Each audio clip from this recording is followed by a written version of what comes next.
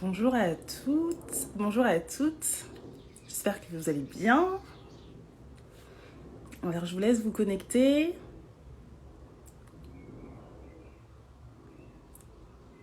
Alors, coucou Elisa, nickel, elle nous rejoint. Alors, coucou Élévation. Alors, du coup, hop. J'espère que vous allez toutes bien. Coucou. Alors, on va laisser les gens se connecter. Et je vais envoyer. Et hop.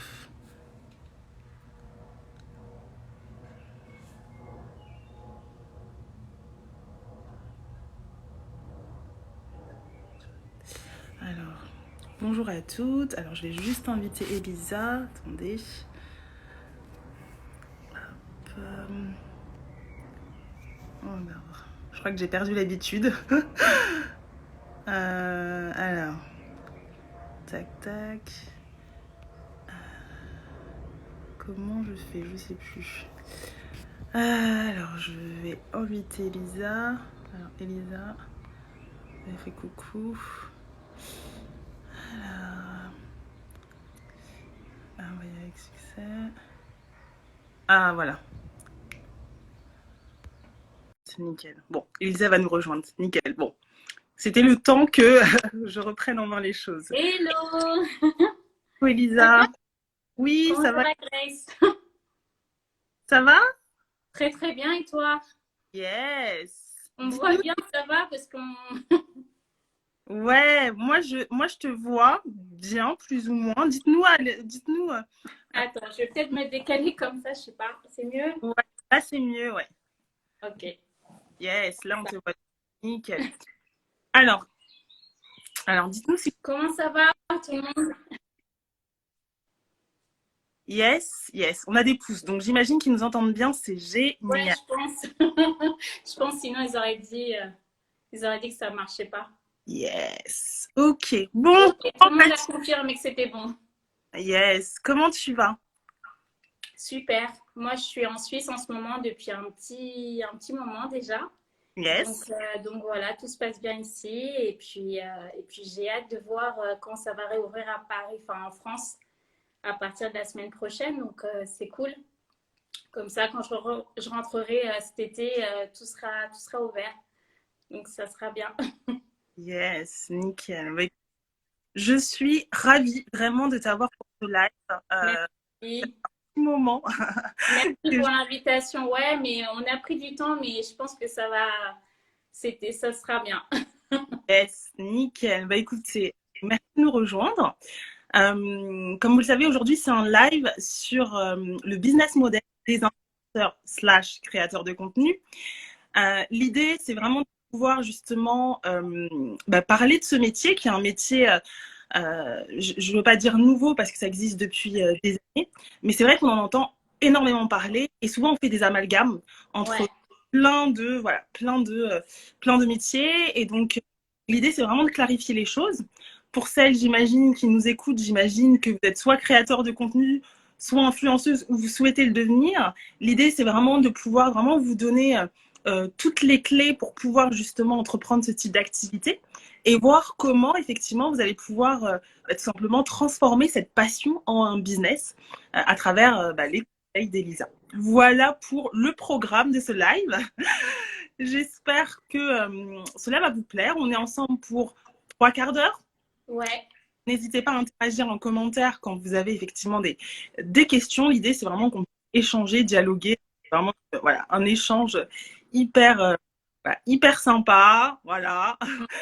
Et puis voilà. Il y a la fonctionnalité avec le point d'interrogation si vous souhaitez envoyer vos questions. C'est plus simple comme ça, les questions après elles peuvent apparaître directement sur les écrans. Donc, Yeah, tout en bas du live, vous avez le point d'interrogation. Donc, vous cliquez dessus et vous mettez votre question. voilà. L'influenceuse qui parle. Mais tu sais que je ne fais pas beaucoup de live. Hein. Je crois que ça doit être le deuxième ou troisième live depuis toujours en fait. Je ne fais pas beaucoup de live. Oui, oui. Tu me crois si je te dis, je n'ai jamais utilisé cette option, cette fonctionnalité question. Voilà, bon, Moi, merci. je l'ai vu récemment, en fait, en assistant à des lives, et du coup, c'est beaucoup plus simple, comme ça se noie pas dans les commentaires, ou même si vous avez un commentaire, c'est mieux d'utiliser cette fonctionnalité si vous pouvez. Comme ça, on peut l'afficher directement sur l'écran et tout le monde voit la question plutôt que d'aller chercher dans les commentaires. Voilà. Yes, nickel, nickel. En tout cas, merci pour toutes ces informations. Et puis, on va commencer. Pour la petite histoire, je voulais justement introduire le sujet en parlant un peu de comment j'ai rencontré Elisa. J'ai rencontré il y a quelques années un événement d'influenceurs, si je ne me trompe pas. Événements presse, pardon. C'était des événements presse. Je ne sais plus exactement c'était lequel, mais du coup, je trouvais que c'était super intéressant quand j'ai rencontré Elisa. À l'époque, je lançais justement mes événements, des masterclass. Et puis, en fait, en échangeant, on a hyper bien sympathisé. On a été amenés justement à travailler ensemble pour l'un de mes événements. Et franchement, ça s'est hyper bien passé. Et ce qui était chouette, c'est que grâce à Elisa, on a eu une grosse parution presse à l'époque. C'était sur Forbes France.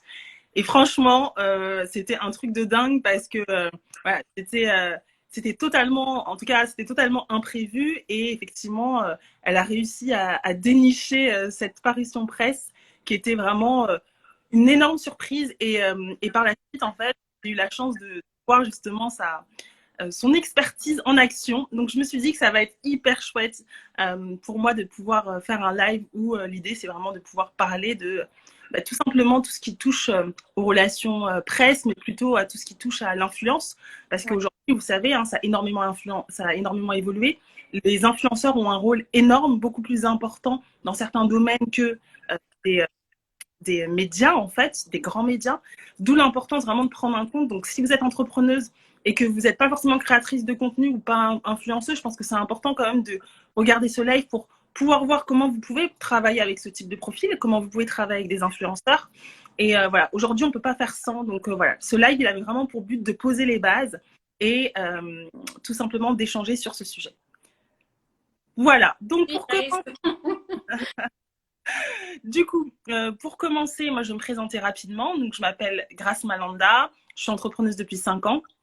Donc j'ai lancé Elle se lance, qui est une plateforme qui a pour but d'aider les femmes à créer et développer une activité en ligne en partant de leur personnalité. Et donc à travers cette plateforme d'e-learning, j'accompagne des entrepreneuses qui sont dans le domaine du service et qui souhaitent justement lancer ou développer leur activité. Donc voilà pour la petite présentation. Je vais laisser Elisa se présenter aussi et puis on va commencer à entrer dans le vif du sujet. Alors moi, je suis Elisa, donc je suis communicante. Je travaille dans différents aspects de la communication, donc les relations presse, c'est-à-dire communiquer avec les journalistes pour des marques, des entrepreneurs, comme j'ai fait pour Grâce pour Elle se lance. Je travaille aussi en communication, stratégie communication globale, en marketing digital, en événementiel, et puis je suis journaliste également. Et je suis créatrice de contenu avec un blog depuis plus de bientôt 11 ans en fait. Et mon blog s'appelle Elisa Les Bons Tuyaux. Donc c'est un blog qui parle de tout ce qui est bon plan lifestyle. Et voilà, et je voulais juste dire que il y a 11 ans quand j'ai commencé, quand d'autres ont commencé il y a 11 ans, il y a 10 ans, il y a 15 ans, c'était pas comme ça en fait. Il n'y avait pas les réseaux sociaux, il n'y avait pas le terme d'influenceur. Les gens créaient leur blog, leurs médias ou peu importe, ou même leur chaîne YouTube pour partager leur coup de cœur, leurs bons plans, des choses qu'ils achetaient eux. Et après, au fur et à mesure, ça a pris de l'ampleur et du coup, c'est devenu un business. Mais à la base, c'était pas du tout ça en fait. À la base, on était là tous à partager nos bons plans. Et après, effectivement, en fonction de ce qu'on partageait sur nos chaînes YouTube ou nos blogs ou peu importe, du coup, on s'est fait remarquer par des agences de communication, des agences de presse et même des marques en direct qui nous contactaient pour recevoir les communiqués de presse, pour recevoir les produits, pour venir aux événements, pour partir en voyage de presse, etc.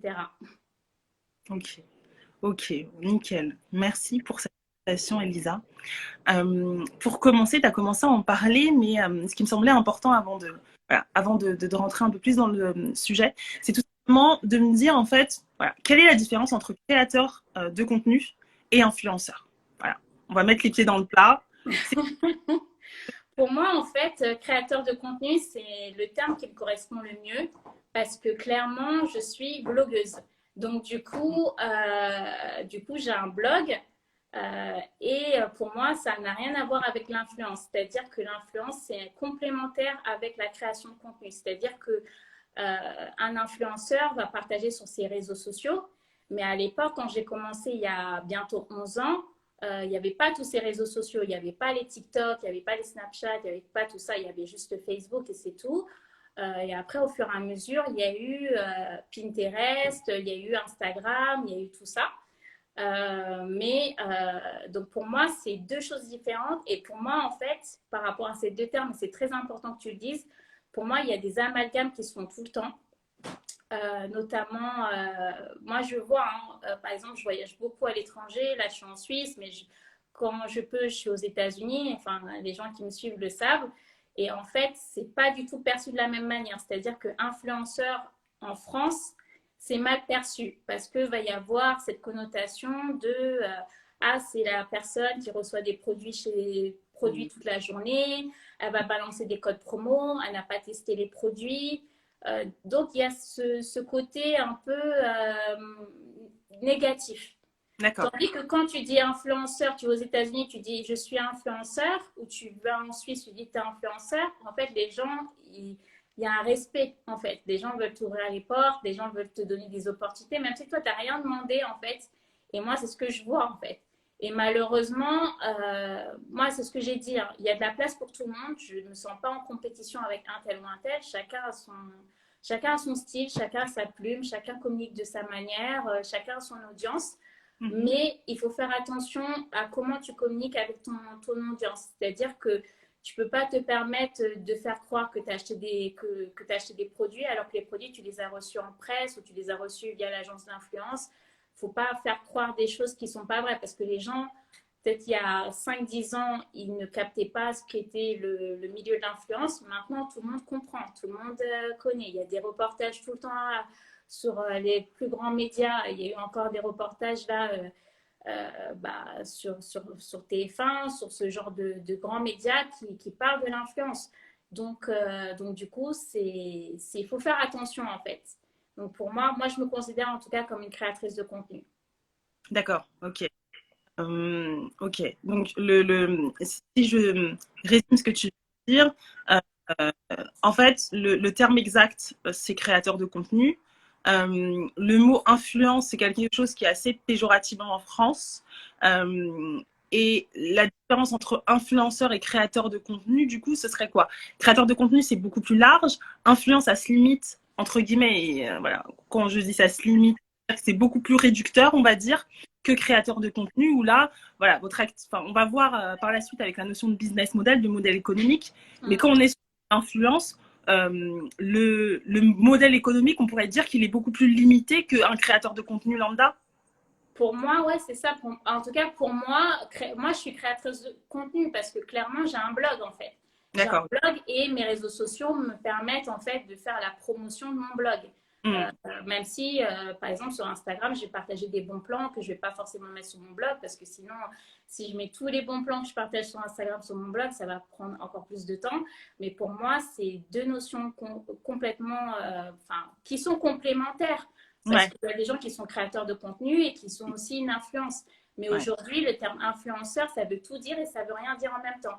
Tu vas à la pharmacie, je prends un exemple tout simple. Le pharmacien te dit, bon, tu dis au pharmacien, j'ai mal à la tête, il va dire, bon, bah, prenez du Nurofen plutôt que du Doliprane. Et bah, le pharmacien, il t'influence. Il va te dire, achète ça plutôt que ça. Donc, en fait, tout le monde a de l'influence. Ça veut tout dire et ça veut rien dire en même temps. Tandis qu'un créateur de contenu, c'est quelqu'un qui va investir du temps, qui va avoir un blog, peut-être aussi qui va le faire sur les réseaux sociaux. Mais en fait, c'est un vrai travail de réflexion, d'écriture, des choix des mots que tu vas utiliser, les choix des photos, etc. etc. Voilà. Okay. C'est beaucoup plus poussé pour moi de dire que je suis créatrice de contenu plutôt que influenceur. Parce que influenceur, malheureusement, moi, je ne mets pas de clichés et je m'en fous, hein, vraiment. Mais aujourd'hui, influenceur, c'est une connotation avec les personnes de la télé-réalité ou des personnalités publiques qui voilà, vont te balancer des codes promo, etc. Et du coup, bah, les gens les prennent pas vraiment au sérieux et on va te dire que tu es là pour faire du business sur le dos de ta communauté, etc. Et moi, je ne vais pas être associée à ça, en fait. Ok, ok. Je vois effectivement la différence. Elle est criante dans le sens où, en fait, le créateur de contenu, il va investir du temps. Il va mettre en avant, entre guillemets, son expertise, sa connaissance. Donc, voilà, il y a quand même un investissement qui peut souvent être perçu comme minime quand on le met, entre guillemets, sous la case de... Parce que l'influence, ça veut tout dire et rien dire. Et l'idée, c'est vraiment, voilà, créateur de contenu, c'est un métier. Donc, voilà, pardon, rendre à César ce qui appartient à César. Donc, C'est effectivement, ça, c'est ça. pour cette explication. Maintenant, comment commence-t-on une activité de création? Comment débuter demain? Enfin, là, en l'occurrence, il y a des personnes qui nous écoutent. Si elles veulent commencer demain leur activité de créateur de contenu et justement vivre de leur passion, quelles peuvent être les premières actions à mettre en place? Bah déjà, moi, je remets les choses par rapport à mon contexte. C'est qu'il y a 11 ans, quand j'ai commencé, moi, je ne pensais pas que j'allais obtenir des revenus avec mon blog, en fait. C'était une passion et c'est toujours une passion. Après, je pense que n'importe qui peut lancer un business de création de contenu à partir du moment qu'il est passionné, il a investi, il a envie d'apprendre. Voilà, il ne faut pas se reposer sur les lauriers et se dire ah bah je vais regarder ce que fait un tel et puis je vais m'inspirer ou je vais copier. C'est pas ça. C'est en fait il faut déjà trouver là où les thématiques sur lesquelles tu veux voilà échanger avec ton audience. Moi par exemple c'est les bons plans. Donc à l'époque il y a 11 ans il y avait des blogs sur les bons plans mode. Moi, dès le début, je me suis dit, je veux des bons plans lifestyle. C'est-à-dire que dans ma vie de tous les jours, j'adore cuisiner, j'adore voyager, j'adore la mode, j'aime la beauté, j'aime tout ça, j'aime la musique aussi, j'aime tout ce qui est culturel. Donc, je voulais que mon blog me reflète, en fait.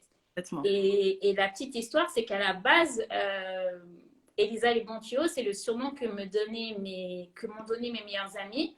Parce qu'en fait, on habitait en région parisienne, on n'avait pas trop d'argent, on devait sortir tout le temps. Et en fait, moi, j'étais tout le temps celle qui trouvait les bons plans pour qu'on sorte gratuitement ou presque, pour qu'on aille dans les meilleurs endroits, etc. Et du coup, c'est resté. Et au lieu de leur envoyer des SMS ou, comment dire, des emails, j'ai réfléchi à un moyen plus simple, en fait, de laisser mes bons plans. Et en fait, c'est venu l'idée du blog. Et c'est de là que c'est parti, en fait. Mais c'est pas, je ne me suis pas dit, il y a 11 ans, ah, je vais lancer un blog de bons plans et oui, ça va fonctionner, oui, je vais travailler avec des marques, etc. C'est pas comme ça. Donc, pour répondre à ta question, donc, vraiment, les gens, ils doivent avoir une passion, ils doivent se démarquer. Tu peux très bien avoir un blog de bons plans, faire de la création de contenu sur de la mode et le faire différemment de tout ce qui existe aujourd'hui, en fait. Parce que tu as un style, pardon, parce que tu as une plume qui est différente, parce que tu vas faire des photos d'une autre manière. Donc voilà, donc déjà, il faut être poussé par la passion. Il ne faut pas se dire ah bah je vais me lancer dans la création de contenu et puis tout de suite je vais générer des revenus, des partenariats, dotation produits ou rémunérés. C'est pas comme ça en fait. C'est en fait il faut que c'est quelque chose qui t'anime en fait pour le faire. Et ensuite, au fur et à mesure, tu vas te faire remarquer par des agences, par de com, de presse, d'influence, des marques. Et puis voilà, au fur et à mesure, tu feras ton réseau et ça va fonctionner comme ça. Mais il y a de la place pour tout le monde à partir du moment que tu es passionné et que tu es bosseur. Yes, ok, nickel.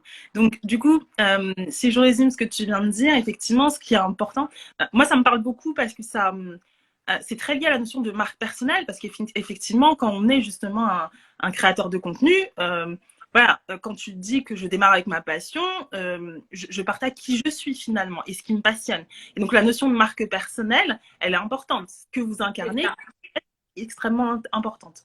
Et dans cette notion, effectivement, de marque personnelle, il va y avoir deux éléments qui sont importants et du coup, qui résument ce que tu viens de dire, c'est savoir pourquoi vous êtes là, votre pourquoi vous faites votre activité, qu'est-ce qui vous motive profondément. En l'occurrence, c'était les bons plans, le fait de partager justement cette voilà, c'est ce qui a motivé, le fait de permettre aux gens justement de trouver des bons plans, et, certainement de s'épanouir ou de se faire plaisir, passer un bon moment. Et puis le deuxième aspect, c'est effectivement avoir une communication, enfin en tout cas avoir un média. Toi, en l'occurrence, c'était ton blog. Aujourd'hui, bah, il y a le blog encore, même s'il y a beaucoup de personnes qui disent que le blog est mort, moi, j'y crois pas du tout. Mais voilà, la deuxième chose, c'est avoir un média. Donc, soit un blog, soit un podcast. Aujourd'hui, hein, on est dans l'ère du podcast, de l'audio, ou alors des réseaux sociaux. Aujourd'hui, il y a des personnes qui sont créateurs de contenu, qui sont essentiellement présents sur les réseaux sociaux, même si, et j'aime bien dire même si, je trouve que ça c'est, entre guillemets, dangereux, entre guillemets, dans le sens où, effectivement, si demain, je pense que tu connais mieux que moi, hein, il y a énormément d'histoires d'influenceurs qui ont perdu leurs abonnés, et forcément, quand vous perdez vos abonnés, bah, en fait, vous perdez votre activité. Donc ça, c'est hyper important. Donc le média, dans l'idéal, ce serait cool d'avoir un média qui vous appartienne. Voilà. Donc je pense que, voilà, pour débuter, je pense que c'est les deux notions qui sont fondamentales. Et effectivement, c'est ce qu'a dit Elisa sur cette notion de commencer avec une passion et avoir un média pour communiquer là-dessus. C'est exactement ça, tu vois. Par exemple, même Sana, qui est connue sous le compte de Sananas, elle a fait sa chaîne YouTube. Voilà, elle était dans sa chambre et elle, comment dire, elle partageait sa passion autour du maquillage. Et aujourd'hui, je crois qu'elle est suivie par 3 millions d'abonnés sur YouTube et 3 millions sur Insta. C'est énorme, mais effectivement, en fait, moi, ce que je recommanderais, c'est vraiment d'avoir un média qui t'appartient, c'est-à-dire soit un blog, soit une chaîne YouTube, entre guillemets, où tu alimentes souvent et au moins tu peux faire les sauvegardes des vidéos, soit un podcast. Mais sur Instagram ou sur etc., enfin TikTok et tout cela, il suffit que du jour au lendemain, tu n'as plus accès à ton compte ou que Mark Zuckerberg il décide d'arrêter tout ça et de lancer un nouveau réseau social, bah, en fait, tu te retrouves sans rien en fait. Alors qu'avoir ta propre marque, ton propre blog, du coup, bah, ça t'aide vraiment, même au niveau du référencement en fait, parce que tu as besoin, on pourra en parler plus tard si tu le souhaites, mais même au niveau du référencement, en fait, c'est ta marque personnelle, c'est ton branding. Donc, le jour où, par exemple, ton compte Insta saute ou quoi, bah, tu peux rien faire. Et c'est bien que tu en aies parlé parce que moi, je suis abonnée depuis quelques temps à Clubhouse. Donc, j'en ai parlé en story Instagram encore il y a quelques semaines. Et en fait, il y avait une nana qui est américaine et qui est blogueuse. Et elle disait, surtout c'était une discussion autour du blogging, etc. Et beaucoup de gens ont dit, non, surtout les Américains qui étaient présents dans cette discussion ont dit, non, le blogging, il n'est pas mort. Il faut continuer à avoir votre blog, en fait. C'est votre marque personnelle, c'est votre signature, il faut continuer. Et cette jeune femme-là, malheureusement, et ça a fait de la peine à toutes les personnes qui étaient connectées, je crois qu'on était 500, et elle a dit, bah, moi, on m'a hacké mon compte Instagram. Donc, du jour au lendemain, j'ai dû tout recommencer. Et c'est à ce moment-là que je me suis rendu compte que bah, j'avais fait une erreur de mettre de côté mon blog, en fait. Et il ne faut surtout pas faire ça. C'est hyper important de garder son blog, de garder, comment dire...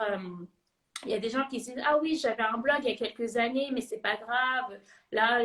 Là, je vais arrêter l'abonnement, tu sais, de payer l'URL, etc.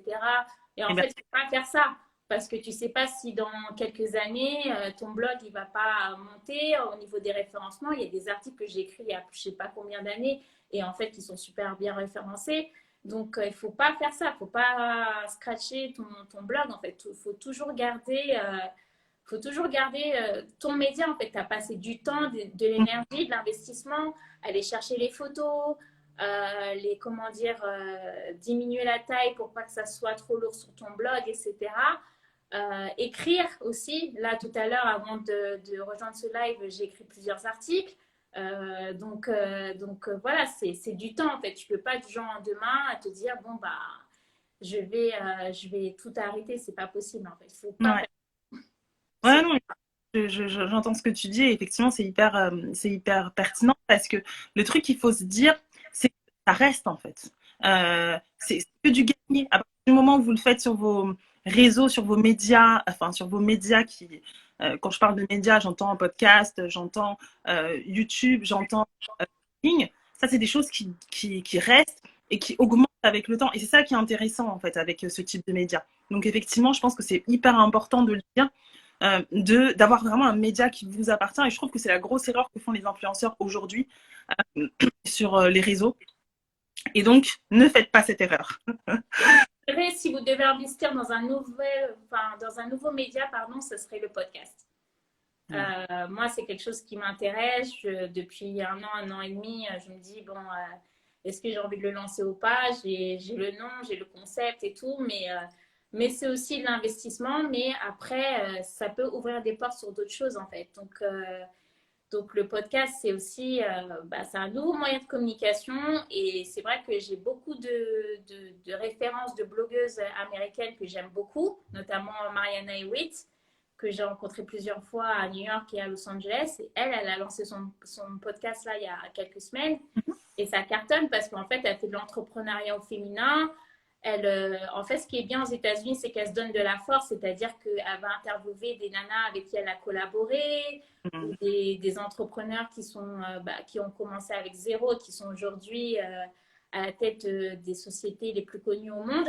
Et du coup, c'est hyper intéressant, c'est hyper inspirant et c'est ça qu'il faut faire en fait. Il ne faut pas se dire, bon, et pourtant Mariana Hewitt, elle a une chaîne YouTube, elle a un blog, elle a créé sa société de cosmétiques, mais elle a eu le temps d'investir dans un podcast. Donc c'est important aussi pour vous, pour votre marque personnelle et c'est important pour évoluer, quoi, tout simplement, pour vous offrir d'autres opportunités. Complètement, complètement. Et je rajouterais la troisième chose pour débuter une activité de créateur de contenu, c'est le réseau. Et c'est ce que tu viens de dire, c'est fondamental. C'est-à-dire que effectivement, c'est important d'avoir un média, d'avoir une passion, un média. Mais effectivement, c'est encore plus fort demain si vous avez un réseau, si vous créez un réseau, parce que vous savez que ça ouvre des portes. Le fait d'avoir un média, ça permet aussi de développer son réseau, comme tu le disais tout à l'heure. Vous vous interviewez mutuellement, ça vous permet de connaître de nouvelles personnes, de créer des opportunités d'affaires. Donc je pense qu'aujourd'hui, quand on est créateur de contenu, ce qui est aussi important, c'est aussi cette notion de réseau. Parce qu'encore une fois, tout seul, c'est très bien. Ensemble, on va plus fort. Donc voilà, c'est hyper important, je pense, cette troisième notion de réseau. C'est exactement ça. C'est exactement ça. Moi, je te donne un exemple. Quand j'ai commencé ma carrière d'attaché de presse, je côtoyais des journalistes, etc. Ils ont vu que j'avais une belle plume, donc du coup, ils m'ont proposé d'être journaliste. Et comme à l'époque, la notion de, comment dire, de slasheuse n'existait pas vraiment, il ne fallait pas de activités dans le même domaine, genre communication, journaliste. Donc moi, j'ai pris un pseudo et du coup, j'étais attachée de presse dans une grosse agence de com et à côté de ça, je faisais du journalisme avec un pseudo. Et après, tu vois, même là aujourd'hui, les contrats que j'ai avec des médias ou des sites internet pour la rédaction en SEO, c'est grâce à mon blog en fait. Parce que quand tu mets sur ta candidature, quand tu mets pardon dans ta candidature que tu es rédactrice depuis plus de 10 ans, forcément les gens te font confiance, donc forcément ils te donnent ta chance et ça t'ouvre d'autres business en fait. Complètement, complètement, nickel. Nickel. Du coup, ce que je te propose, c'est de parler du coup des business models. Aujourd'hui, en tant qu'influenceur, excuse-moi, en tant que créateur de contenu, quels peuvent être les business models possibles? Pour ceux qui nous rejoignent ou ceux qui ne savent pas ce que c'est un business model, c'est tout simplement un modèle économique. C'est la manière dont vous allez créer de la valeur et gagner de l'argent. Ok. Et donc l'idée, c'est d'identifier quand vous êtes dans ce type d'activité, quels peuvent être les modèles économiques que vous pouvez actionner afin de développer votre activité. Donc, je trouvais que c'était hyper intéressant. Aujourd'hui, Il y en a tellement des business models grâce au digital, ça a ouvert un champ des possibles. Et c'est vrai que pour beaucoup de personnes, ça se limite, même dans le domaine de l'entrepreneuriat de manière générale, hein, toutes les personnes qui sont dans le domaine du coaching ou alors du consulting, etc., se limitent malheureusement à un type de modèle économique. Alors qu'aujourd'hui, en fait, les barrières sont ouvertes. Toi, par exemple, Elisa, j'imagine que dans le cadre de ton activité, aujourd'hui, ton modèle économique, il met en place différentes sources de revenus, et ce qui est totalement logique, puisque justement, tu as une activité en ligne. Est-ce que tu peux nous en dire plus par rapport à ça, par rapport à ton business Ouais, model? bien sûr. Tout d'abord, en fait, comme tu disais, ça ouvre plein d'opportunités. Mm. Donc moi, clairement, en tant que créatrice de contenu, donc ça m'a ouvert des portes pour continuer dans le journalisme. Ensuite, tu peux aussi travailler avec des marques, des agences de communication, des agences d'influence pour faire des partenariats. Donc, il y a trois à quatre types de différents partenariats. Donc, tu as des partenariats où ça va être juste de l'échange de produits. La marque ou l'agence d'influence va t'envoyer le produit et après, tu en parles ou tu en parles pas, tu fais ce que tu veux. Parce que voilà, il y a pas un contrat qui est derrière. Mm -hmm. Après, tu as d'autres partenariats avec des affiliations. Donc, c'est-à-dire que sur ton blog ou sur ton média, tu partages des liens affiliés. Donc, à chaque fois qu'une personne va utiliser ce lien et va faire un achat, du coup, tu vas te récupérer une commission sur la vente. Et après, en troisième, tu as le partenariat rémunéré. Donc, du coup, ça, c'est quelque chose qui doit être mentionné sur les réseaux sociaux ou même sur le blog.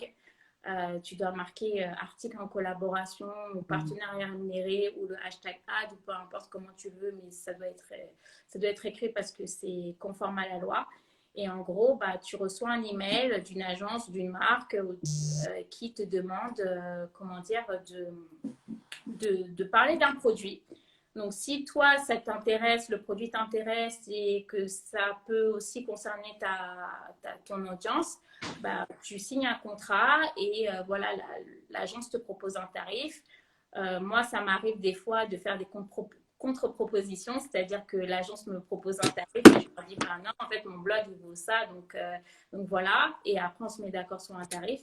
Et après, j'explique à mon audience je présente à mon audience, pardon, le produit ou le service et je mets toujours la mention soit en post ou soit en story que c'est un partenariat où je mets le hashtag ad, peu importe, pour que les gens sachent qu'il y a vraiment, j'ai été rémunérée pour ça en fait, que c'est pas que j'ai pas sorti ça de mon chapeau et que j'ai pas fait semblant que j'ai acheté le produit ou le service alors qu'en fait il y a un contrat derrière. Donc il faut que donc voilà il y a ça. Et après le nouveau Eldorado pardon par rapport à la création de contenu, c'est faire tout ce qui est soit tu deviens consultant en marketing digital, donc tu aides des marques, des entrepreneurs et des agences de com à faire leur stratégie en digital, c'est-à-dire choisir les influenceurs, faire les partenariats, etc. Donc ça, c'est des choses que j'ai fait dans le passé et qu'on me demande régulièrement de faire. Et tu as aussi un autre business il n'y a pas longtemps et sur lequel on me Ouais. sollicite depuis déjà 2 ans et demi, c'est de faire talent manager. Donc talent manager, c'est en gros d'être agent d'influenceur. Mais ça, pour le moment, moi, j'ai pas décidé de me lancer dans ce business-là parce que ça prend beaucoup, beaucoup de temps. Il y a beaucoup d'humains derrière. Donc, moi, c'est pas impossible parce que j'adore communiquer, échanger avec les gens. Mais il faut gérer les personnalités, les égos des unes et des autres, trouver des contrats tout le temps pour ces personnes-là, trouver un bon business model, pardon, c'est-à-dire une rémunération qui te permet voilà, de payer tes factures, etc. tous les mois, pas juste au contrat, parce que ça, c'est pas possible. Des fois, un influenceur ou un créateur de contenu va signer un contrat en mars et le paiement va se faire en avril ou en mai. Donc, toi, voilà, tu ne peux pas attendre 2 mois comme ça sans recevoir le paiement. Donc, il faut trouver la bonne formule, en fait.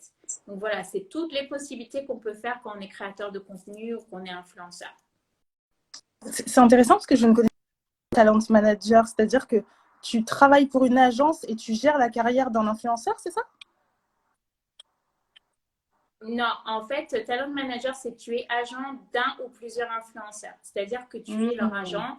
Quand ils reçoivent des emails de partenariat, de collaboration, d'aller aux événements, etc., en fait, ils te transfèrent les emails ou sinon, toi, moi, j'ai ma structure en com, donc du coup, tu peux leur faire une adresse email avec l'extension de ton agence de com et du coup, tu filtres toutes les demandes, tu checkes avec eux s'ils veulent faire cette collaboration, tu négocies avec la marque ou l'agence de communication le tarif. Mhm. Et après, tu mets en place les contrats, etc.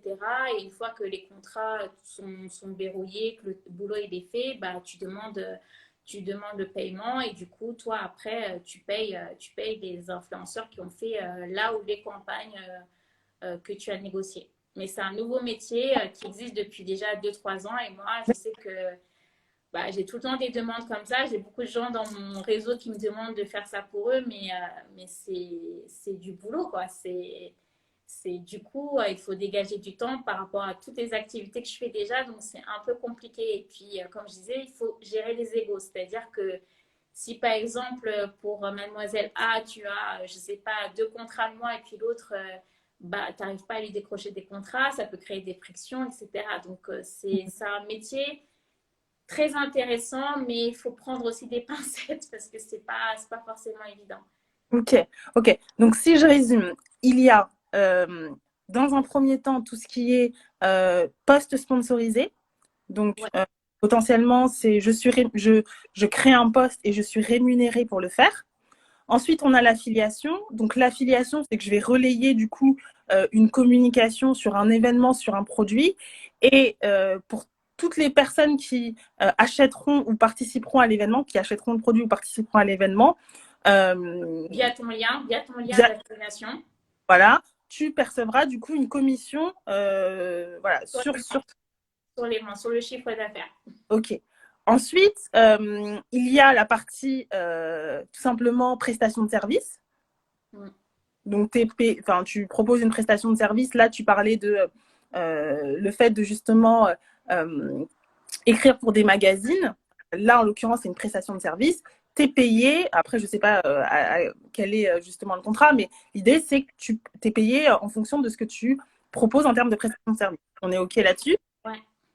Et ensuite, et ensuite, bah, c'est les trois, je veux dire les trois principaux. Il y en a 5 en fait. Après, il manque ce que je te disais, talent manager. Donc, c'est le fait d'être agent d'un ou plusieurs influenceurs, c'est-à-dire c'est toi qui vas être le porte-parole de cette personne, de ces influenceurs, et tu vas négocier tout. Tu vas négocier l'image de cet influenceur, le tarif pour une story, pour un post Instagram, pour un post, pour un article sur le blog, etc. Et en fait, tu es son agent en fait. Ouais. Donc après, tu touches une rémunération par rapport à ça, et après, bah, bien sûr, tu rémunères les personnes qui ont fait ce travail. Et après, il y a aussi une activité qui cartonne depuis déjà 2 3 ans, c'est être consultante en marketing digital. C'est-à-dire que moi, par exemple, il y a quelques semaines, j'ai fait un appel d'offres pour une agence de com et ils cherchaient une experte en digital qui pouvait, entre guillemets, faire une stratégie de marketing digital avec des influenceurs. Et du coup, bah, j'ai fait l'appel d'offres en disant, voilà, ma stratégie digitale, ça sera ça, ça, ça.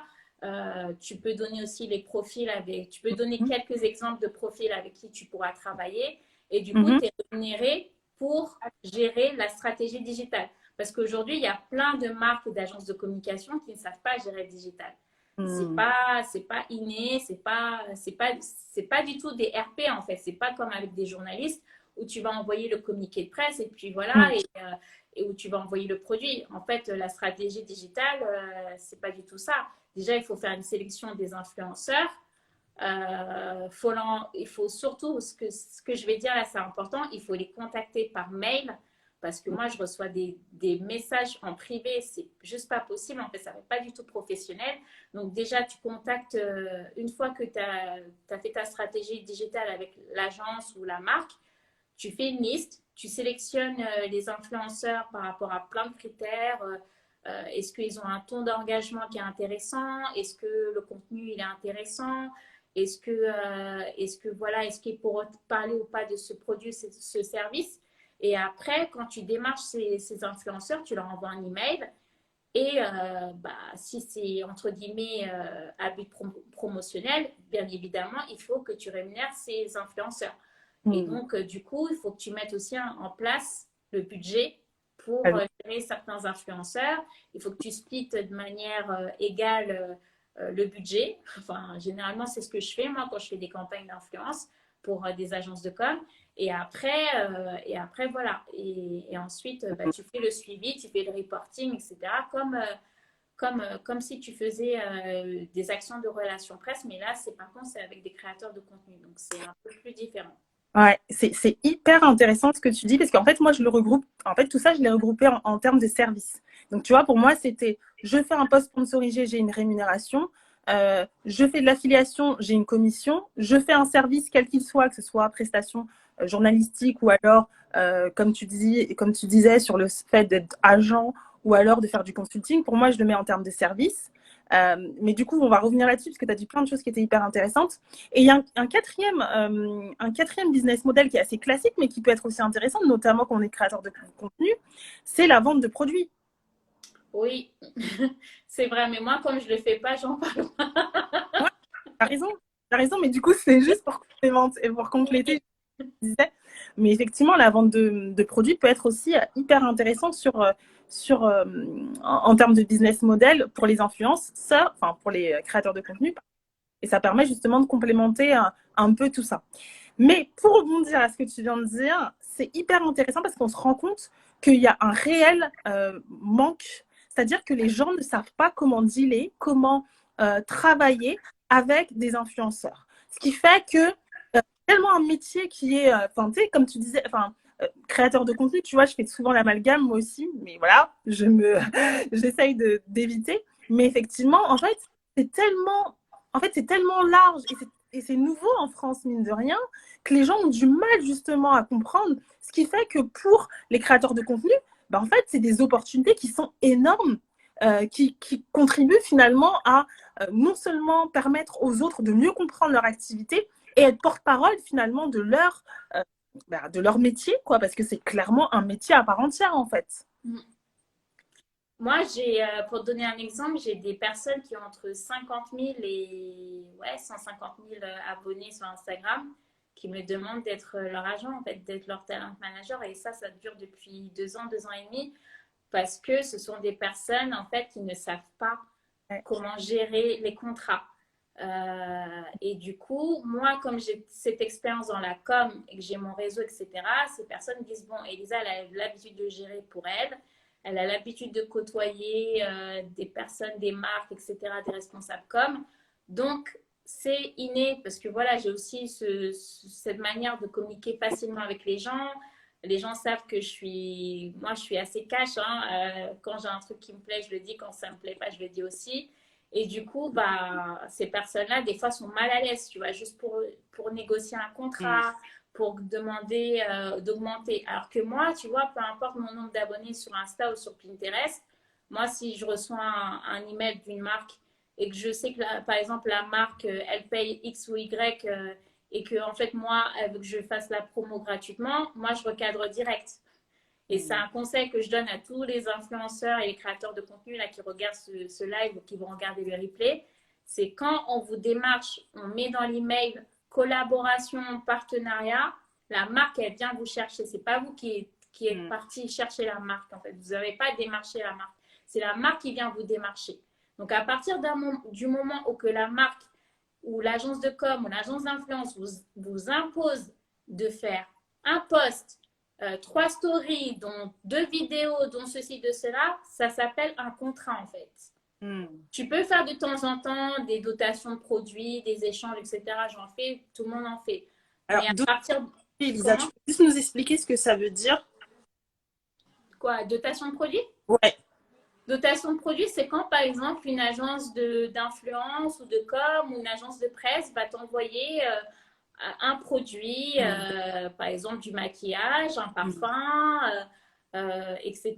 Et après, c'est toi qui es libre ou non d'en parler. Moi, je reçois des choses, je reçois pas beaucoup de choses. Je fais exprès de pas donner déjà mon adresse personnelle dans tout ce qui est parce qu'en fait, les agences de com, les agences d'influence, ils ont des systèmes de base de données où tu as toutes les coordonnées, les numéros de téléphone, l'adresse, l'étage, etc. Donc déjà, moi, je suis pas inscrite, enfin, je suis inscrite dans ce genre de base de données, mais je donne pas mon adresse personnelle. C'est-à-dire qu'à chaque fois qu'une marque veut m'envoyer un truc, il faut qu'elle m'envoie un mail d'abord.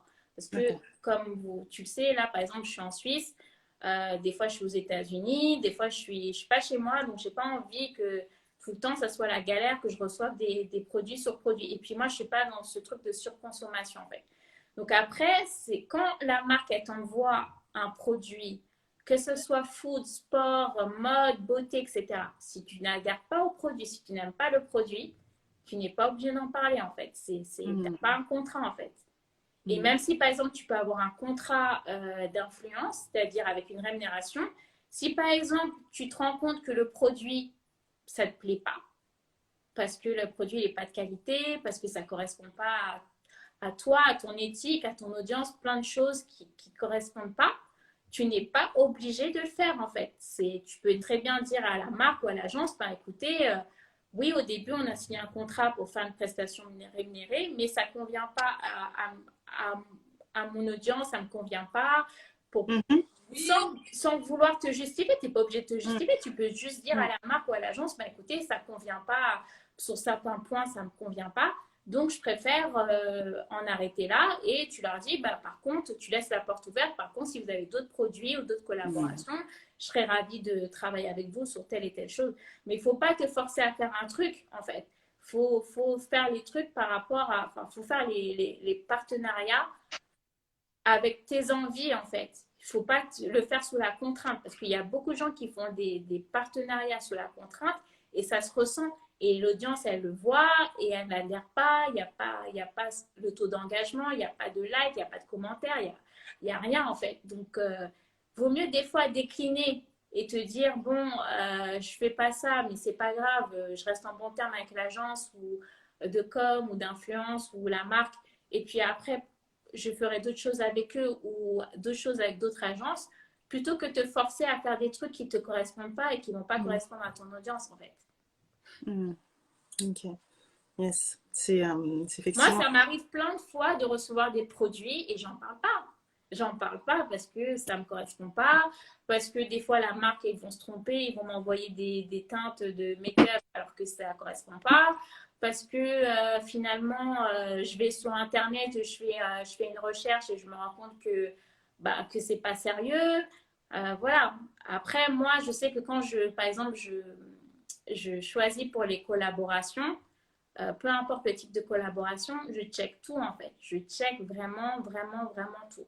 C'est-à-dire que je vais aller sur Internet, je vais checker les réputations. Donc, pour expliquer c'est quoi les réputations, c'est les avis, les notes que vont donner les clients sur cette marque. Je vais checker si le produit existe vraiment. Donc, je vais regarder pas seulement que sur le site internet de la marque, je vais aller en point de vente pour voir si le produit il est comme ça, comme ça. Je vais demander des conseils aux vendeurs. Enfin, je fais vraiment une recherche en fait.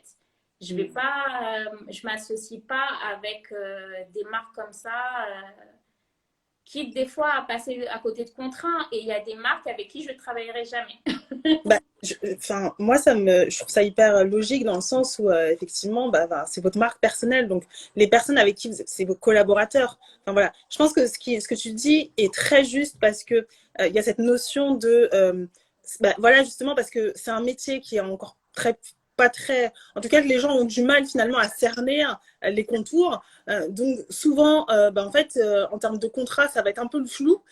Donc les gens vont avoir l'impression qu'ils sont obligés de faire certaines choses, les marques vont être exigeantes par rapport à certains aspects, et donc du coup il peut y avoir des excès. Donc effectivement ce que tu dis c'est hyper important pour ces personnes-là de savoir voilà, quelles sont vos obligations, quels sont vos devoirs, mais aussi quelle est la réciprocité en termes au niveau de la marque.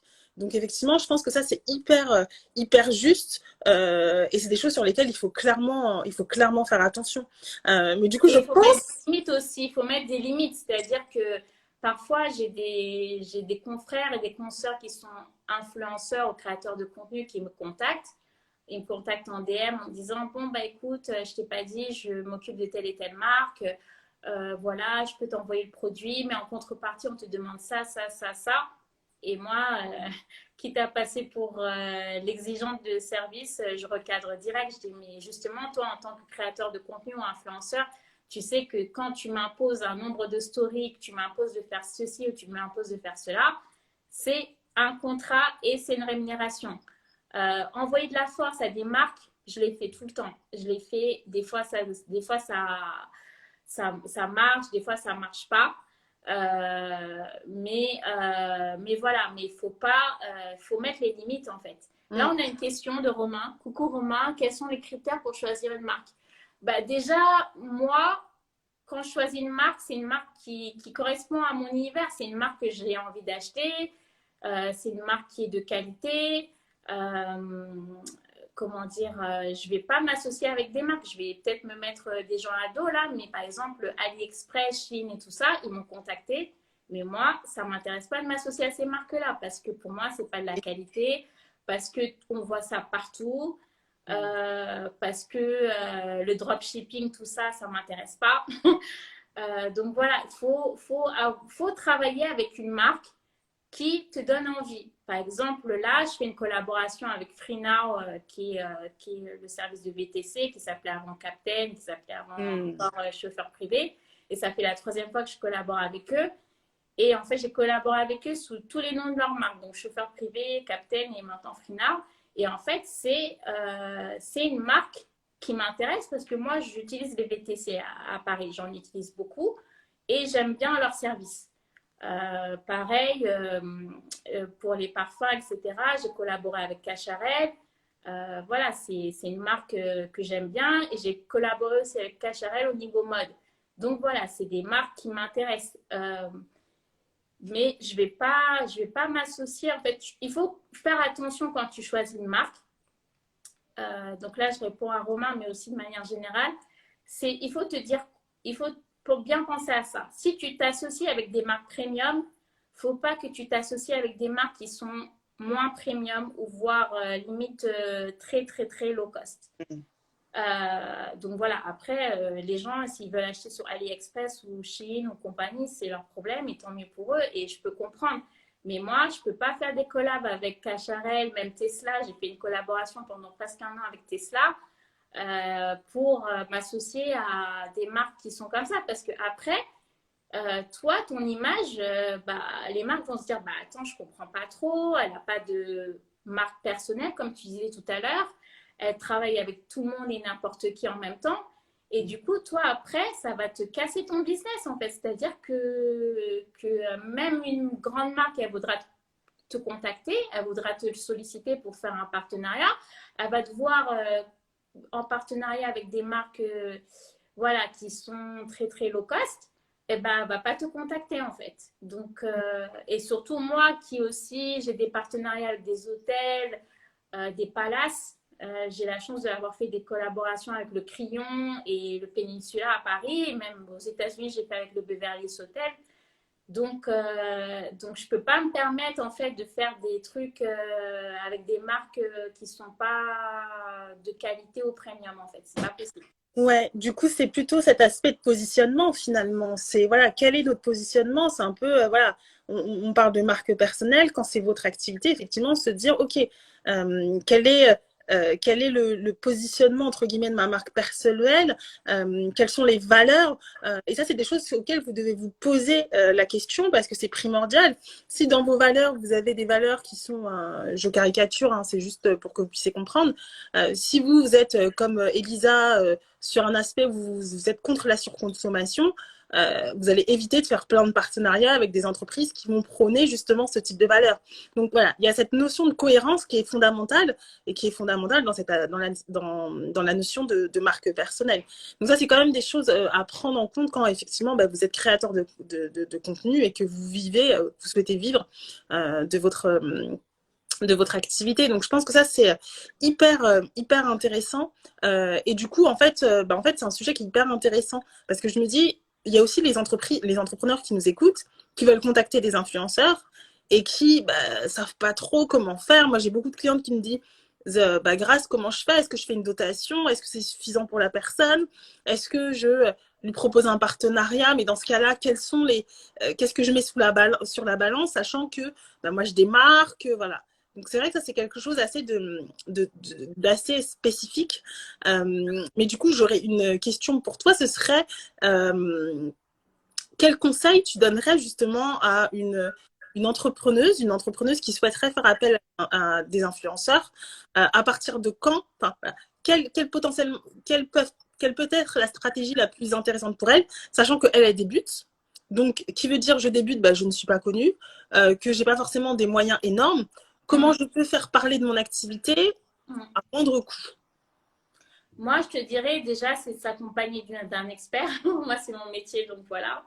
Après, c'est ce que je dis à tous mes clients, c'est même des entrepreneurs qui n'ont pas de budget, je leur dis, vaut mieux que vous mettiez un peu de budget de côté, parce que toute entreprise qui se lance a besoin d'avoir une stratégie de communication, marketing digital. Donc, vaut Euh, mieux qu'à un moment donné, quand vous faites votre business plan, vous mettez une ligne. Tu sais, tu as le tableau récap là avec tous les financements.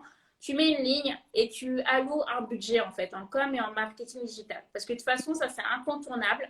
Tu auras besoin de le faire à un moment ou à un autre. mais du coup, on parle des vraies choses. Quand on parle de budget, à peu près, en termes d'enveloppe, qu'est-ce qu'on pourrait mettre sur la balance quand on démarre et qu'on veut faire appel justement à ce type de profil? Euh, En fait, enfin, le mieux, c'est vraiment de s'accompagner d'un expert. Maintenant, si tu n'as pas de budget pour le faire, ce que je peux comprendre, parce qu'en plus, là, depuis mars 2020, c'est un peu la crise pour tout le monde et les budgets comme, voilà. En fait, ce qu'il faut faire, c'est que il faut pas contacter les gens par DM. Moi, à chaque fois, je vois ça, je me dis, mais c'est pas possible. Donc, déjà, il faut que tu fasses une sélection des influenceurs avec qui tu veux travailler. Des influenceurs qui correspondent à ton image de marque.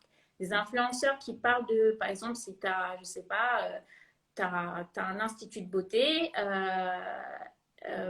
voilà, des gens qui parlent de beauté, des gens qui vont parler de bons plans beauté, etc. Tu fais ta petite sélection et ensuite, tu démarches ces personnes-là. Tu leur envoies un email. Tu as certaines qui vont te le faire gratuitement parce qu'elles vont te dire, bon, bah ok, elle n'a pas de budget, je vais lui envoyer de la force. Donc, elles vont te le faire gratuitement. D'autres vont te dire directement, bah écoutez, c'est quoi le budget? Et elles ont raison de te dire ça parce que si elles te ramènent 10, 15, 20 clientes, bah, toi, tu te fais un bon chiffre d'affaires, elle, elle touche zéro. Donc, déjà, faire une sélection, regarder les profils qui sont en adéquation avec ton business, tes valeurs, etc. Les contacter par email et puis voir, échanger avec eux. Mais généralement, c'est mieux de passer par une prestataire de service, donc une experte en marketing digital ou en com, qui va t'aider sur ça. Parce que du coup, c'est mieux en fait, c'est plus cadré. Si toi-même, tu es entrepreneur et tu contactes directement les influenceurs, ça fait pas très sérieux, je trouve. Vaut mieux passer par quelqu'un qui gère ça. D'accord. Voilà. Ok. Là, on a des questions. Romain, il a mis à partir de quel moment l'influenceur peut se dire proche de la marque. Déjà, il faut que l'influenceur, comment dire, crée un lien en fait avec la marque, c'est-à-dire que tu vas régulièrement aux événements. Enfin, là, en ce moment, il n'y en a plus, mais si par exemple il y a des conférences digitales, ce que fait tout le monde là depuis 6 mois, un an, donc voilà, tu assistes. De temps en temps, tu entretiens le lien avec les responsables de marque ou les personnes qui gèrent le budget dans l'agence. Donc, vous échangez par email ou par message privé. De temps en temps, moi, ce que j'ai appris quand j'ai débuté ma carrière en com il y a 15 ans, c'est les déjeuners, en fait. Nous, on faisait ça à l'époque, les déjeuners avec les journalistes pour entretenir le lien, voilà, pour créer comment dire, des opportunités en fait de communication. Donc c'est ça qu'il faut faire aussi. Moi, je vois plein de confrères et de consoeurs qui sont créateurs de contenu ou influenceurs qui organisent chaque semaine des rendez-vous avec des agences de com, c'est-à-dire ils vont dans leur bureau, ils vont voir directement la marque, donc ils passent un petit moment. Oui, c'est de l'investissement, mais après, ça te crée un lien et ça te permet d'être proche de la marque. Et après, quand la marque, je dis normalement, hein, je mets bien les guillemets parce que moi-même, ça m'est arrivé, quand tu crées un lien avec la marque, normalement, la marque, elle dégage du budget pour une campagne d'influence, donc une campagne rémunérée, normalement, si tu es entre guillemets dans les petits papiers, elle doit penser à toi dans les premiers en fait. Voilà. Mais ça arrive que les marques ne le font pas. Hmm. Et c'est m'est arrivé aussi. Ok, ok. Donc, du coup, effectivement, c'est quelque chose qui est hyper intéressant. Mais du coup, ce qu'on retient de ce que tu viens de dire, effectivement, c'est toujours dégager un budget de com, quel qu'il soit. Ce qui est intéressant pour les gens qui ont des petits budgets, peut-être le modèle de l'affiliation, ça peut être intéressant, tu vois, dans le sens où la personne elle se dit, OK, bah,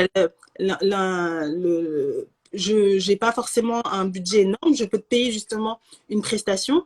Ou alors se dire, bah voilà, j'ai pas un budget énorme, par contre, en fonction de. Mais par contre, je peux te donner une commission pour chaque achat. Ça peut être aussi une bonne alternative. Oui, alors pour les personnes qui se lancent dans l'influence ou dans la création de contenu, oui, ça passe. Moi, quand je reçois ce genre d'email, je vais être cash, je dis non. Je dis non parce que ça fait 11 ans que j'ai cette passion et du coup, j'ai un référencement sur Google et du coup, j'ai une notoriété entre guillemets par rapport à mon blog. Donc, non, moi, je refuse catégoriquement toutes les demandes de collaboration via commission. Et je reçois des mails comme ça chaque semaine et à chaque fois, c'est la même réponse en fait. Je leur dis non. Je leur dis non parce que si tu commences et qu'en fait tu sais pas trop si c'est quelque chose que tu vas faire sur du long terme, etc. Pour tester, pourquoi pas. Mais quand tu es dans le milieu depuis déjà pas mal d'années, c'est pas possible en fait. Et Mm. surtout, pour moi, en fait, ça va pas être valorisant parce que en gros, je vais partager un code promo, je vais partager un lien d'affiliation et je vais, entre guillemets, me mettre à 10 000 pour écrire un article sur mon blog, etc. Donc, non, Mm. moi, je refuse en tout cas. Franchement, c'est hyper intéressant, effectivement, parce que franchement, c'est un métier qui est qui est très peu connu. Et À la base, c'était pas un métier. C'était pas un métier à la base, comme je t'ai dit au tout début du live. C'était une passion. La passion, moi, au bout d'un an, j'ai lancé mon blog en octobre 2010. En 2011, j'ai commencé déjà à me faire solliciter peut-être 2, 3 mois après. Donc, voilà, c'était début 2011. Je commençais déjà à avoir des propositions pour aller aux événements, pour partenariats, affiliations, ceci, cela. Et au début, j'ai refusé.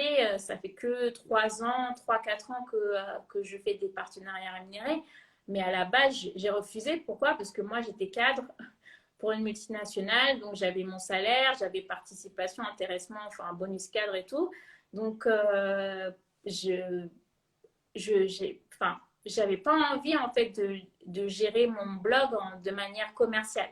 Et c'est pour ça que toutes les personnes qui me suivent depuis le début, même sur mon ancienne version du blog, je n'ai jamais mis des bannières pub. Jamais, jamais. Même là, sur le nouveau blog qui existe depuis janvier 2018, il n'y a pas de bannière pub. Il peut y avoir de temps en temps des liens d'affiliation parce que voilà, j'ai un partenariat pour l'écriture d'un article et du coup, on me demande de rediriger vers le site internet de la marque, ce qui est normal.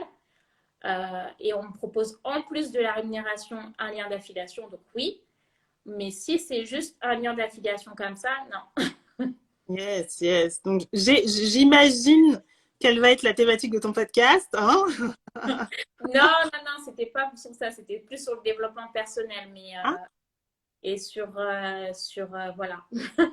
Je ne vais pas dire le concept parce qu'il est intéressant, mais je sais pas encore si je vais le lancer. Il faudrait que je vois si j'ai le temps de le faire. Alors, du coup, une dernière question, un dernier conseil, si tu devais donner qu'un seul conseil pour une personne qui démarre dans cette activité, ce serait lequel? Un seul. Être authentique, Hmm. être naturel, ne pas mentir, ne pas faire croire que comment dire, que tu es en partenariat avec telle ou telle marque parce que le milieu il se sait, tout se sait. Voilà, ne pas faire croire que c'est un bon plan et en fait tu es rémunéré pour ça. enfin, être authentique, être transparent avec ton audience. Vraiment, c'est ça qui gagne en fait.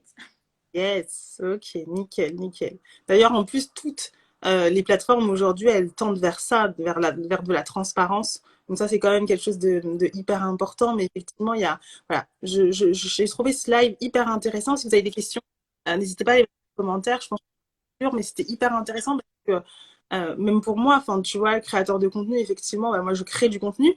Je le fais différemment parce que moi, je crée du contenu dans le cadre de mon activité. Mm. J'ai une activité, je vends des produits, je propose mes services. Donc voilà, c'est différent, mais on se rend bien compte que c'est quelque chose de hyper large et que, bah, en fait, c'est pas forcément quelque chose qui est très structuré, justement. Et donc, du coup, on a un peu du mal à comprendre tout l'envers du décor, tout ce qu'il y a autour, et ça Mm. crée clairement des confusions. Donc, je crois que c'était Ouais. intéressant de pouvoir vraiment traiter ce sujet qui est hyper, je trouve, hyper passionnant tant il est justement hyper vaste et hyper complexe en même temps parce que voilà, un influenceur peut être entrepreneur, un créateur de contenu peut être entrepreneur, peut faire de l'affiliation, peut vendre des produits, peut proposer du consulting. Enfin, voilà, il y a énormément de choses. Ce qui faut finir, je pense, c'est vraiment de se dire, comme tu dis, être authentique et vraiment s'orienter vers les choses qui ont du sens pour nous et qui sont alignées avec nos valeurs. Et effectivement, je pense que c'est vraiment la, un bon résumé finalement de ton intervention. Est-ce que Moi, tu... j'ai eu une question de Romain dans les commentaires qui est passée très rapidement. Il disait, est-ce que tu es prête à refuser des contrats? Ça m'arrive tout le temps en fait. Déjà, je gère tout toute seule. Donc, j'ai pas d'agent. C'est pour ça qu'il y a beaucoup de gens qui me demandent d'être leur talent manager, donc d'être leur argent. Mais du coup, moi, je check tous les emails, même si des fois je mets du temps à répondre, mais j'étudie. Et avant d'accepter une collaboration en partenariat rémunéré, même en dotation produit, je check tout en fait. Je check la marque, mais je fais comme un scan en fait. Je vais sur Internet, je regarde la réputation, les avis. Si la marque ou quoi que ce soit a un mauvais avis ou si les produits sont pas de qualité, moi je m'associe pas en fait. C'est pour toi en fait, c'est ta crédibilité pardon. Tu peux pas faut pas s'associer pour s'associer. Après, tu as beaucoup de gens qui pensent à l'aspect financier. Bien sûr, c'est important, tout travail mérite salaire, mais il ne faut pas faire des partenariats parce que, en fait, voilà, parce qu'il y a juste cette notion d'argent. Il faut que, oui, il y a cette notion d'argent, c'est important, mais que aussi la marque corresponde à tes valeurs. Si tu n'as pas les mêmes valeurs que cette marque-là, ça ne sert à rien, en fait. Enfin, moi, c'est pour ça que j'ai cité les deux, trois marques. Peut-être qu'après, j'ai des gens qui vont me dire oui, mais pourquoi tu as cité ces marques-là, etc. Moi, j'assume complètement. Je ne veux pas m'affilier avec ces marques-là. Et pourtant, tout le temps, depuis 6 mois, ces marques me contactent par mail en me disant on voudrait que tu fasses ça, il faudrait que tu fasses ci, ça ne m'intéresse pas. AliExpress, ça ne m'intéresse pas parce que déjà, c'est un site sur lequel je ne commande pas. J'ai jamais commandé, je ne commanderai jamais ni sur celui-là, ni sur Wish, ni sur tous les autres qui existent. Je ne suis pas cliente de ce genre de marque, donc je ne vais pas, moi, faire croire à ma communauté que je commande sur ce genre de marque, en fait. C'est mentir. Et donc, je préfère passer à côté de plusieurs contrats avec eux, parce que ça fait plusieurs mois qu'ils me sollicitent. Et au moins, comme ça, je suis transparente et voilà, je suis claire en fait. Je suis droite dans mes bottes, comme on dit. Yes, yes.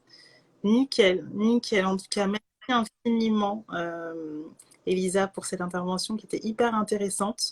Bah, Euh, merci à toi. pour celles qui veulent, pour ceux et celles qui veulent suivre, enfin, qui n'ont pas forcément suivi le début du live, n'hésitez pas à le regarder en replay. Pour celles qui nous suivent en replay, n'hésitez pas à poser des questions pareilles en commentaire. Hein. Moi, je ferai un petit tour pour justement vous répondre. En tout cas, ouais, ce que je retiens, c'est que c'est vraiment un métier d'avenir qui se développe beaucoup et sur lequel voilà, je pense qu'il va se passer énormément de choses et pour ceux qui veulent démarrer, franchement, allez-y, foncez, parce que je pense qu'il y a clairement des bonnes opportunités à ce niveau-là.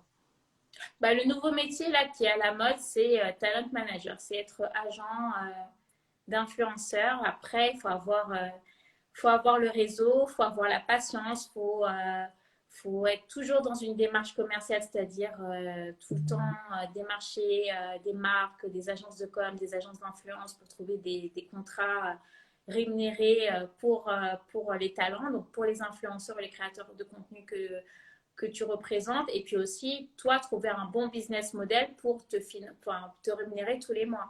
Et pas attendre que parce qu'elle a fait un contrat, elle a signé un contrat en mars et en fait le paiement il est en mai, d'attendre ton paiement 2 mois après parce que sinon tu vas pas t'en sortir.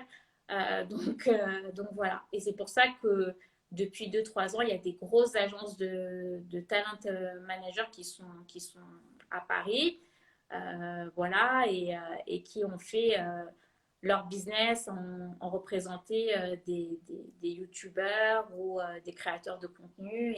Mais par contre, ils représentent 10-15 créateurs de contenu en même temps. Et voilà. Et du coup, ça leur permet en fait d'être rentable en fait.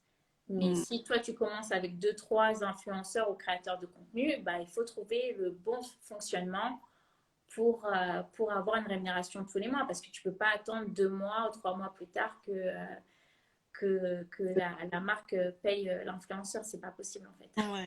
Donc, attention à la trésorerie, les amis. Hein. C'est fondamental. C'est le nerf Surtout de quand tu es entrepreneur, il faut faire attention.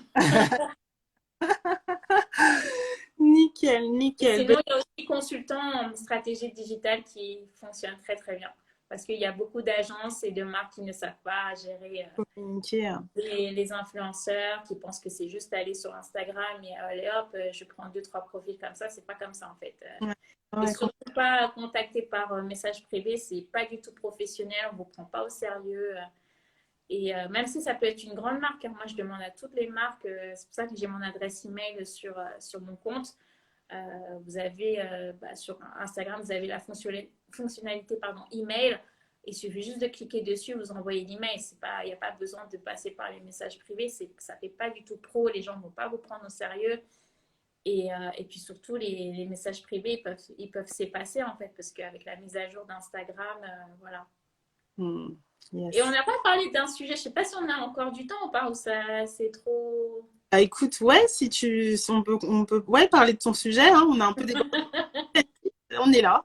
Moi, je reçois tout le temps la question comment faire avec l'algorithme d'Instagram, etc. Donc, déjà, moi, je dis il faut poster quand vous avez envie de poster. Tu veux parler de la mise à jour de l'algorithme et le fait de toujours être constamment en mode production, c'est ça? Voilà. Donc, moi, déjà, je poste quand j'ai envie de poster. Hein. Je peux rester 1 semaine, 2 semaines, 3 semaines sans poster sur mon feed, en tout cas. Après, en story, je poste pratiquement tous les jours. Mais après, j'ai fait des formations là encore et puis j'ai assisté à des lives sur Instagram où on expliquait qu'en gros, il faut utiliser tous les outils d'Instagram. Donc, il faut Et ouais. utiliser les stories, le feed avec le post, il faut utiliser IGTV, il faut utiliser les reels, donc les petites vidéos là qui sont, je crois, de 30 secondes ou 1 minute, je ne sais plus, tout le temps ils changent la durée, donc voilà. Et donc, en fait, il faut utiliser ça régulièrement pour pouvoir émerger et qu'on voit vos contenus. Et surtout, régulièrement dire à vos communautés comment dire, de mettre les notifications. Parce que moi, j'ai plein de gens qui me disent ah, ça fait longtemps, tu n'as pas vu tes posts. Bah, si, en fait, j'avais posté il y a 3 jours. C'est juste qu'en fait, avec l'algorithme, et puis il y a des millions de gens qui sont sur Instagram, on ne peut pas voir tous les comptes, toutes les publications, les stories, tout ça, c'est pas possible. Et dès qu'Instagram sort une fonctionnalité, il faut l'utiliser. Que ce soit Instagram, même TikTok ou les autres réseaux sociaux, il faut l'utiliser. Et un autre réseau social pour lequel je peux vous donner des conseils, parce que voilà, pour moi, ça marche plutôt pas mal, c'est Pinterest. Donc Pinterest, c'est génial parce que tout le monde pense que c'est juste faire des petits tableaux avec des inspirations, sauf que ça vous amène un trafic, une audience de dingue sur votre média, sur votre blog. Ça peut multiplier jusqu'à 4 fois le nombre de personnes qui consultent votre blog ou votre média en fait. Donc, il suffit à chaque fois que vous postez sur votre blog, de mettre la fonctionnalité Pinterest, vous épinglez les photos qui sont sur votre blog, vous les épinglez dans votre tableau Pinterest ou dans vos tableaux de Pinterest. Et après, du coup, bah, vous avez des gens du monde entier qui vont consulter votre blog, votre site internet. Ça, c'est très important. Et Pinterest, il y a plein d'outils, mais moi, je le fais manuellement. Et si vous prenez entre une demi-heure et 1 heure par jour, vous allez avoir des super résultats, quoi. Moi, des fois, je suis jusqu'à 300, 350 000 visiteurs mensuels. Donc, voilà. Mais il ne faut pas penser que Pinterest, c'est juste un réseau social pour les nanas et qu'en fait, il n'y a rien derrière. Non, non, il y a toute une stratégie qui est derrière. Et en plus, là, Pinterest, ils ont développé tout ce qui était les vidéos, Les... plein de choses, des stories, etc. En fait, dès qu'un réseau social lance une nouvelle fonctionnalité, il faut que vous testiez. Ça marche pas, vous mettez. Mais en tant que dernier conseil, je voulais dire vraiment adapter votre communication par réseau social. On ne va pas communiquer de la même façon sur Pinterest ou sur Instagram ou encore moins sur TikTok. Moi, je vois plein de gens qui rediffusent leurs vidéos TikTok sur Instagram. Bah, en fait, il ne faut pas faire ça. Tu peux faire, mais il ne faut pas qu'il y ait le logo TikTok, en fait, parce que les deux applications sont en concurrence. TikTok, ça appartient pas au groupe Facebook. Donc, Mark Zuckerberg, il va pas aimer que tu fasses la promo de TikTok sur Instagram. Donc, tu peux faire la même vidéo, mais assure-toi en fait qu'il n'y ait pas le logo TikTok. Et en fait, tu le mets soit en réel sur Instagram, ou soit tu mets un autre format, mais il ne faut pas qu'il y ait le logo TikTok en fait. Et pareil sur Pinterest, parce que j'échange beaucoup avec l'équipe marketing de Pinterest France. Il ne faut pas qu'il y ait le logo TikTok en fait. Sinon, tu es un peu shadowban. Et shadowban, c'est le fait que bah, ton contenu il n'est pas mis en avant sur la plateforme que tu as utilisée. Yes, Voilà. yes. Pinterest, effectivement, je pense que c'est, enfin, comme tu le dis, moi pareil, beaucoup, et effectivement, ça me rapporte énormément de trafic. Et voilà, mon blog, je continue à l'alimenter. Et pour moi, c'est voilà, le blog, la chaîne YouTube et le podcast, pour moi, c'est hyper important. Et effectivement, il y a quelque chose aussi qui marche hyper bien sur Pinterest, c'est la publicité. La publicité, Pinterest, les gens sous-estiment. Et on est tous en train de faire de la publicité sur Facebook parce que Facebook est un outil génial en termes de publicité. Mais Pinterest aussi, elle est hyper intéressante. Elle permet vraiment d'obtenir de très bons résultats. Donc, juste pour compléter, je pense que ouais, c'est hyper intéressant de faire votre propre avis et de vous dire où vous souhaitez, si vous souhaitez continuer ou pas, mais au moins tester parce que là, du coup, vous pouvez vraiment sortir votre épingle du jeu et voir ce qui fonctionne pour vous, encore une fois. Tout est une question voilà, de personnalisation et par rapport toujours à vous qui êtes le créateur. Et ce que je voulais ajouter aussi, c'est que bah, déjà, moi, j'ai jamais fait de la pub sponsorisée sur Pinterest ou Instagram ou Facebook. Enfin, Facebook, si, j'ai fait pour la page de mon blog. Oui, j'ai fait des campagnes sponsorisées par rapport à ça. Mais sinon, sur Insta et sur Pinterest, j'ai jamais fait, donc je vais tester. Et après, là, je vois tous les commentaires, donc j'ai oublié. Mais oui, en gros, ce que je voulais dire, c'est il ne faut pas vous éparpiller. C'est pas parce que tout le monde est sur tous les réseaux sociaux que vous devez faire la même chose. Moi, par Complètement. exemple, je me concentre sur Pinterest, Instagram et un peu Facebook. Parce que Facebook, c'est la base. C'est grâce à ça aussi que ça a fait la promotion de mon blog. Donc voilà. TikTok, j'ai un compte, mais c'est pour faire, c'est plus dans mon autre activité pour le stratégie en marketing digital. Donc, quand par exemple, j'ai des marques ou des entrepreneurs que je dois accompagner qui me disent, bon, voilà, j'ai envie de travailler avec des TikTokers, ben, je peux, avec mon compte, regarder qui sort du lot, qui fait du contenu intéressant, etc. C'est plus dans la veille marketing stratégique, en fait. Ouais. Mais je suis pas en train de poster des trucs sur TikTok en fait. Moi, j'ai un compte, c'est juste pour regarder, découvrir des nouveaux talents, etc. Mais il faut pas s'éparpiller. C'est pas la peine d'aller sur tous les réseaux sociaux, de faire tout en même temps, de faire tout n'importe quoi, de tout dupliquer. Non, vous pouvez dupliquer les mêmes contenus sur les réseaux sociaux du groupe Instagram, du groupe Facebook, pardon. C'est-à-dire Facebook, Instagram, ouais, là c'est bon, ça marche. parce que ça appartient à Mark Zuckerberg. Donc, du coup, que vous postez en story sur Instagram, Instagram vous demande automatiquement est-ce que vous voulez poster que sur Instagram ou sur Facebook parce que les deux font partie du groupe Facebook, donc c'est normal. Mais si vous commencez à dupliquer du contenu TikTok sur Insta, en fait, votre profil ne va pas être mis en avant parce qu'il y aura le logo TikTok en bas et ça, Instagram, ils n'aiment pas du tout. Et pareil, Pinterest, ils n'aiment pas du tout. Donc voilà. Ouais, ouais. Nickel, nickel. Bah écoute, merci infiniment pour tous ces conseils et pour le temps accordé. Merci à vous de nous avoir écoutés, de nous avoir suivis et d'avoir échangé avec nous. Je vous remercie à tous. Je vous souhaite un excellent dimanche. Et puis nous, on se retrouve. Bah, du coup, je vais partager le replay sur le profil et je le Ouais. partage sur ma chaîne YouTube. Comme ça, Oui, tu vois, ça permettra aux autres qui me suivent sur YouTube de pouvoir le voir. Et super. On puis, pourra faire un nouvel live aussi sur le business de l'influence, enfin, sur les dessous de l'influence si tu veux. ah, c'est vraiment hyper intéressant. Effectivement, moi, j'ai eu pas mal de clientes qui ont posé cette question et qui voulaient savoir comment ça se passe. Mais ouais, c'est vraiment un sujet hyper intéressant. Voilà. Si vous avez des idées de podcast, je pense que ça pourrait être intéressant justement de parler de ce métier-là.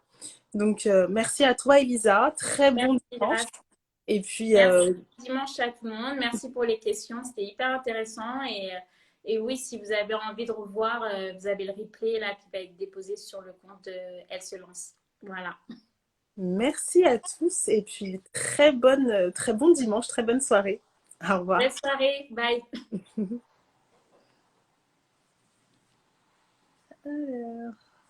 Je suis désolée, je sais plus quoi. Ah,